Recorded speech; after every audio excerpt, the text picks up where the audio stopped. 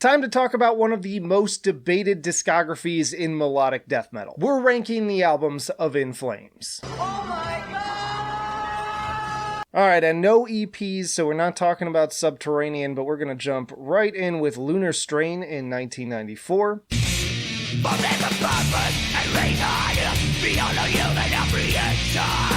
Now, I still see a few people in the comments calling this their best album, and while I respect the people who legitimately mean it, most of the time it just kind of comes off as trying to sound cool.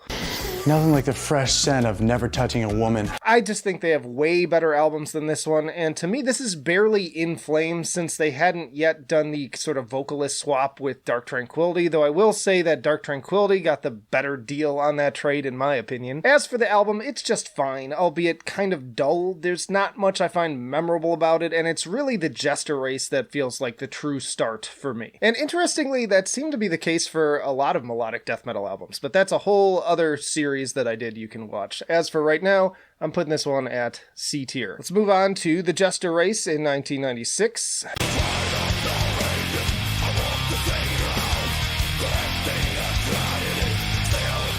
Legendary album in Gothenburg melodeath history and a massive improvement from Lunar Strain. Anders officially taking over on vocals and the first album to feature Jesterhead, the mascot. Moonshield is a wonderful way to set the tone for those classic folk-infused In Flames riffs that are just so deeply ingrained in their DNA. The title track has great interplay between those guitars and vocals. The bonus track, Goliaths Disarm Their Davids, is also awesome. I do feel like it's less of a singles album though, and more of a very consistent front to back listen. Now, I got a lot of crap for putting this album at B tier last time I did this tier list, but for whatever reason in the past year or so, this one has been finally just getting better and better each time I listen to it, even if it's still not my personal favorite. Just another reason why I always say that these rankings are totally subjective, and it's important to go back and revisit things because opinions can change over time. True story. I was once like you, then I grew a brain, a dick, and a heart. So as of right now, I am putting this at S tier. Next up is Whoracle in 1997.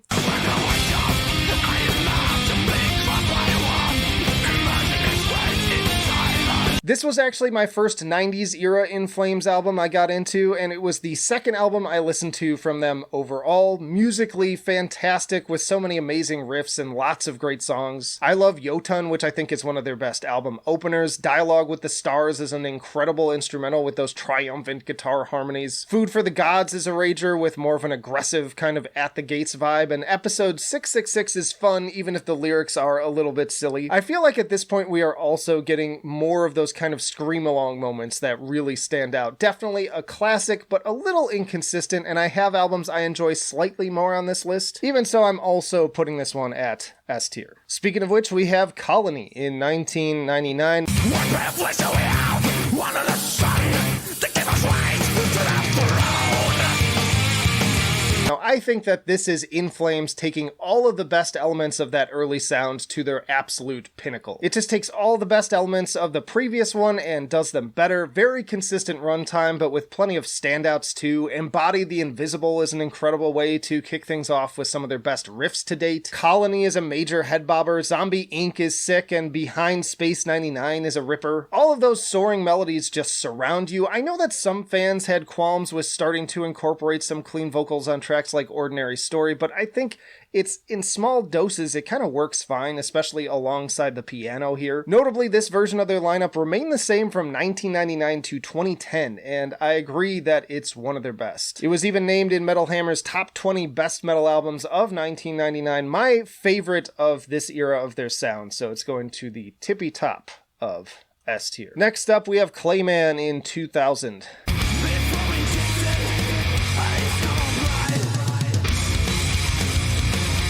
Now, I've heard a lot of people choose Clayman as their favorite album too, but for some reason I've just never had that exciting of an experience with it. Don't get me wrong, I love Bullet Ride and Pinball Map, killer riffs, punchy songwriting, all of their best qualities on display with those ones. Only for the Weak is a solid track on the more atmospheric side, and the title track is fun. Another Day in Quicksand is a solid closer. But still, I've just never been in love with these songs sort of as a whole. I think that It's a tighter listen than some of the albums we're going to get to, but it's just a little bit underwhelming and even a little bit overrated in my opinion. So for me, it's good, but it's like a B. If you do love this album though, please let me know why your thoughts differ in the comments. Also, side note, the less said about Clayman 2020, the better, but I did have fun putting this meme together to express my own thoughts about it back then. So I was never really able to tell the story that I wanted to tell.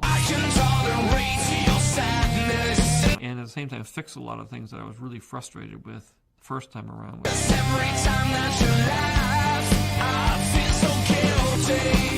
And so that was a great experience for me. So the final versions, when they finally get out there. But let's continue on to another potential hot take here with Reroute to remain in 2002.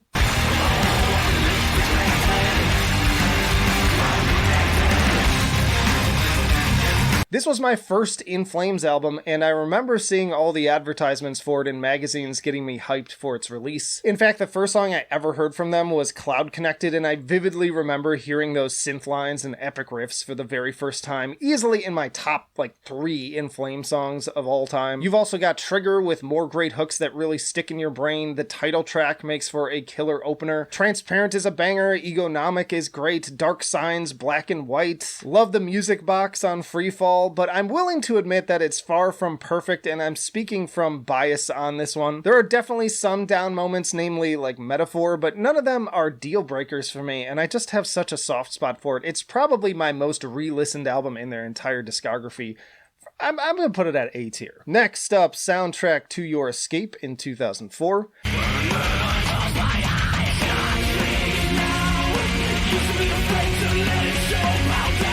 Very much feels like a Reroute Part 2 to me, but maybe even with some improvements there. Another strong start too with Friend and that insane bass crunch. Then The Quiet Place feels like it's trying to go for another Cloud Connected. Touch of Red and Like You Better Dead are more great scream-along tracks. My Sweet Shadow does some really great dynamic interplay between these soft and heavy parts. Admittedly, I'm not a huge fan of Evil in a Closet, although it gets better around the halfway point. The Search for I gets borderline thrashy with those classic Gothenburg riffs. Borders and Shading has those fantastic rising harmonized guitars. It starts to meander at the end, but really, really strong. It's also their first album to hit Billboard 200, this one at number 2. I'm also putting this one at A tier. Then we had Come Clarity in 2006.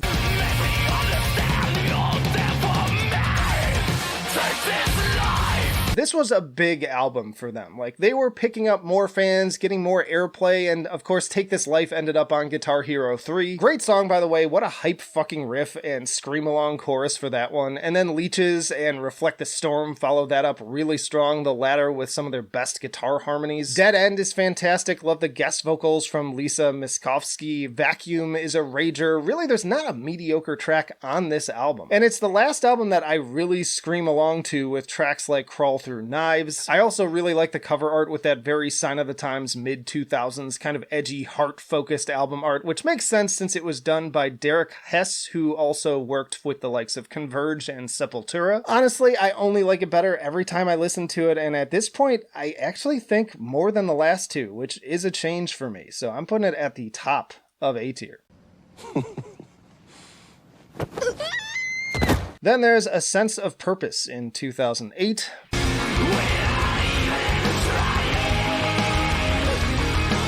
So this was when I originally fell off of the In Flames bandwagon, as when this came out, I was extremely disappointed with it, but on a few re-listens over the past few years, I enjoyed a lot more than I did back then. I'm not really sure what changed, because I tried to love this album so much back then. I would listen to it over and over again, given how much I loved all of their earlier albums, but I just couldn't get into it. Great opener with The Mirror's Truth. Alias has a really infectious hook and acoustic interlude. I'm the Highway is a real foot tapper. Condemned bringing the solos.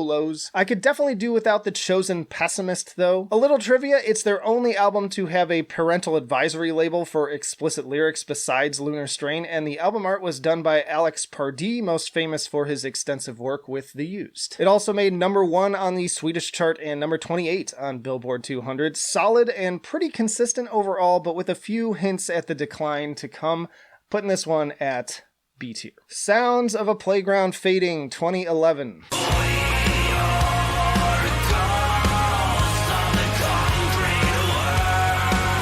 Now, for years, I had completely written off most of these later albums, but consistently over that time, this was the album that most people told me I should give another chance. And when I did this last time, I felt like they were right, but this time I was a little bit less enthusiastic. Notably, this is the first album without founding guitarist Jesper Stromblad, and their only album with a single guitar player, but they did kind of make up for it with lots of fun synth work. And there are some stronger moments, especially in the second half with Where the Dead Ships Dwell, which is just packed with great riffs and solos, the head-banging rhythms of Darker Times and Enter Tragedy, and the earworm melodic hooks of Ropes. I also dig the strings on A New Dawn, but then it still has some cheesier moments like All For Me, The Attic, Liberation, and especially that cringe spoken word opening of Jester's Door. For what it's worth, it made Billboard Top 200 at number 27. I think I put this at B last time, but it's kind of moved down to C again at this point. But then we have Siren Charms in 2014.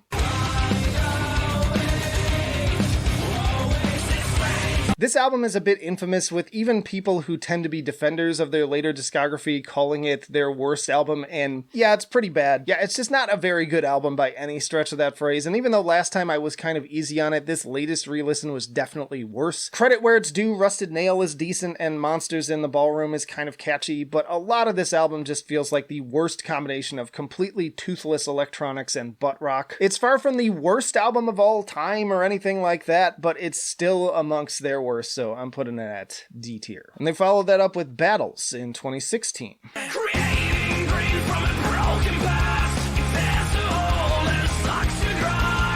I really can't decide which of these two I actually dislike the most. In fact, when I listened to the first half of this for the first time, I was ready to just turn it off and call it an F thanks to tracks like The End and the horrendous In My Room. Like seriously, the first half of this album is pretty much straight garbage if you ask me. But the second half has its moments. Like Through My Eyes and Underneath My Skin have some really solid guitar work. Wallflower has some solid atmosphere before the vocals kick in. Save Me can be catchy at times, but still overall, it's not good. Honestly, there's not really a full song that I love on this album, but Loudwire named it one of the 50 best metal albums of 2019, but you should know how I feel about Loudwire. You, everything that you like sucks. Yeah, this one also going to D tier. Then we got I, The Mask in 2019. Cut my throat and throw me to the wolves. I'm just too tired to reload. Now, this is an album that only further made me cautious and skeptical of them moving forwards, because there were glimmers in the singles leading up to this one that it might be somewhat of a return to form, which got me a little bit excited. But that really didn't end up being the case. It starts off somewhat promising with voices in the title track. The singing is a little corny, and I'm not in love with the production, but the riffs and synth work are pretty infectious. Call My Name has some great guitar work too on the verses and soloing, but loses me a bit in the chorus. I think it's around I Am Above and Follow Me where the cheesiness really starts to overpower the stronger instrumental elements, and This Is Our House, Stay With Me have this unearned air of profoundness that just makes me cringe every time I hear it. I will say that this was another one I enjoyed more on the latest re-listen, but not enough to really pull it up into the higher ranks. Again, not a terrible album, and better at least than the last two, but that's a pretty low bar. Putting this one at C tier. And that brings us to Foregone in 2023.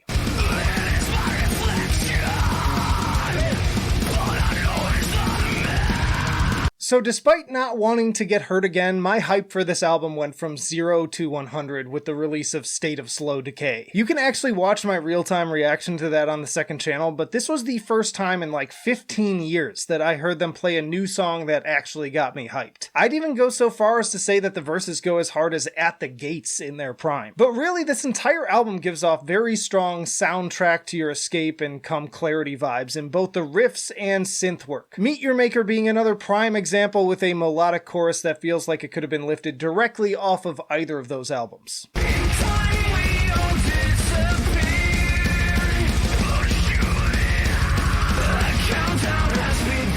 This is also the first album with Chris Broderick of Jag Panzer and Megadeth replacing Nicholas Engelin on guitar, so I'm not sure if that has anything to do with the renewed energy of the riffing, but maybe it does. Regardless, similar notes for The Great Deceiver, which also has some really fun sweeps and soloing. Foregone Part 1 bringing some more of that 2000s energy in the fast harmonized riffing, while Part 2 toys with some of those old folky Jester Race hooks, although the end result is admittedly a bit schmaltzy at times.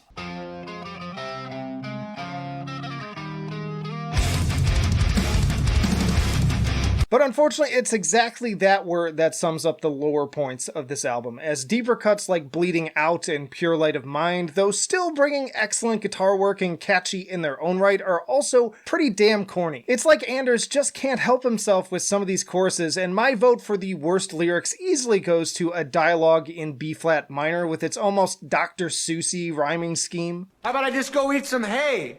I can make things out of clay and lay by the bay, I just may. What do you say? But I will say that Cynosure with its hooky bassline and end of transmission close out the album on a pretty strong note. So here's the deal. Despite some shortcomings, this is still a really solid album and easily the best thing that In Flames have put out in over a decade. It's just also a little bit disappointing, as I feel like all of the ingredients were there to completely knock this thing out of the park if they could have just avoided some of their more unfortunate tendencies. So within the scope of their entire work, I think this fits pretty squarely at B tier. And I do hope that they keep trending back in this direction moving forwards. Y'all check out this playlist for plenty more melodic death metal rankings, including Dark Tranquillity, Arch Enemy, Soilwork, and much more, and let me know your own In Flames rankings down in the comments. But that'll do it for now. Flight of Icarus signing off. I will see you in the trenches.